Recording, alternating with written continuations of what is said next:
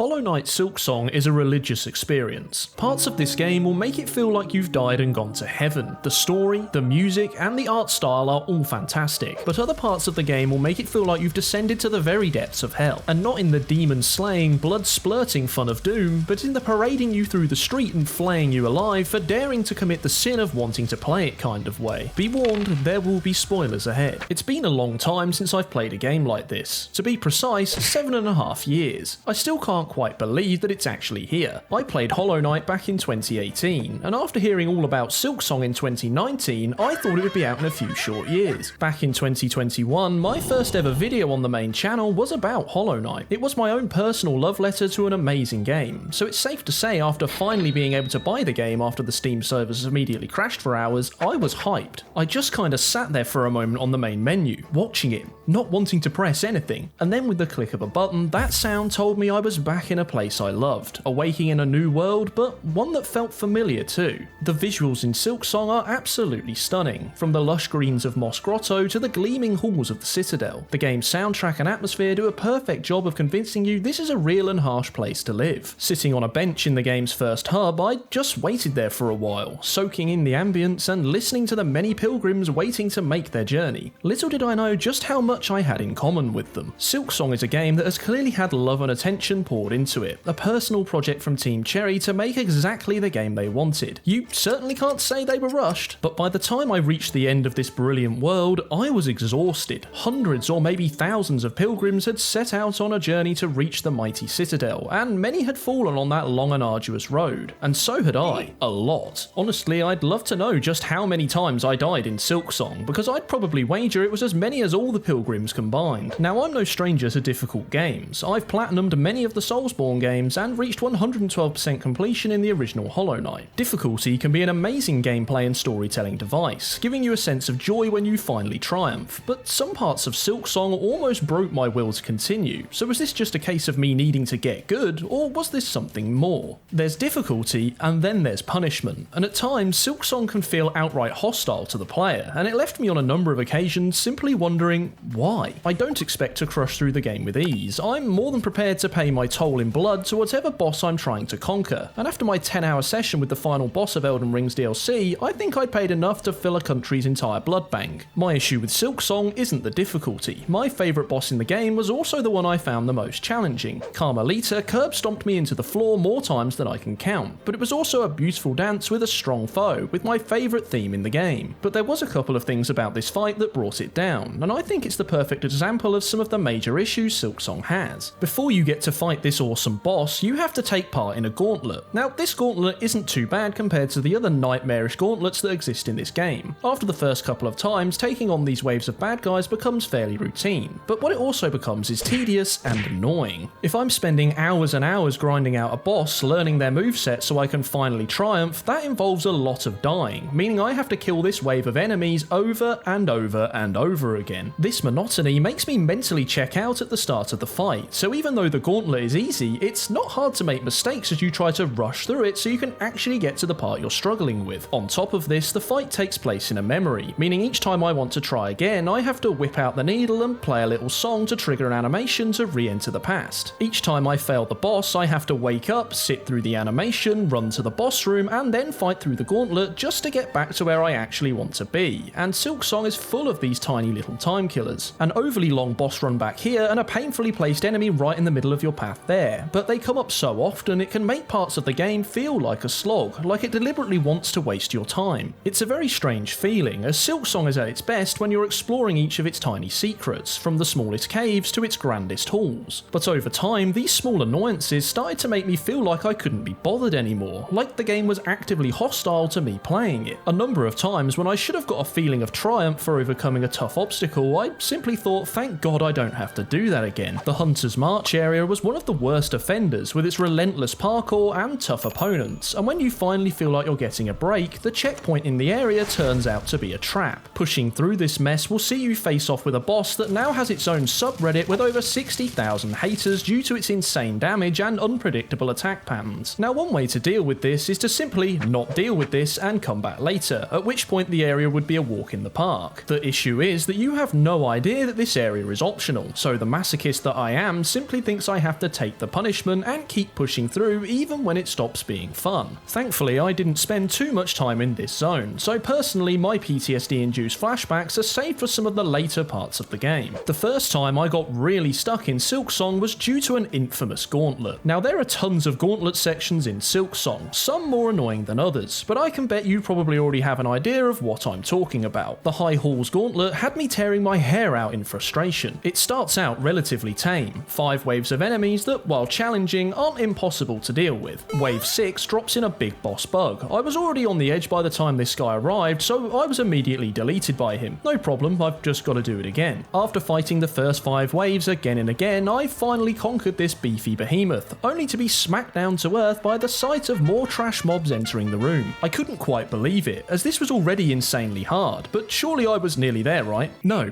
I was not. This fight has 11 waves of enemies. 11, with the final wave finishing with 2 of the big bosses I had just defeated. After a while, I could quite reliably get to the final wave, only to be almost instantly deleted by the final bosses. This was punishing and not fun. Spending so much time getting to the part I was actually stuck on, only to get deleted and do the whole thing again, was mind-numbingly boring and incredibly frustrating. It wasn't the difficulty, it was the tedium of reaching that point that was the problem. I eventually had to accept that this was probably an area the developers wanted me to come back to later, but not until after hours of misery. Looking at my map, I couldn't figure out that there was anywhere else to go. Of course there was, I just had to go looking for it. But for that time spent grinding the gauntlet, I'd simply thought I had to go through it, which sucked. This was the first time Silksong made me feel like I wasn't having a good time. It was taking me out of the experience rather than immersing me in it. It feels like everyone who plays Silksong can only withstand so much punishment before reaching their own personal breaking point. One big offender is bile water. Ew,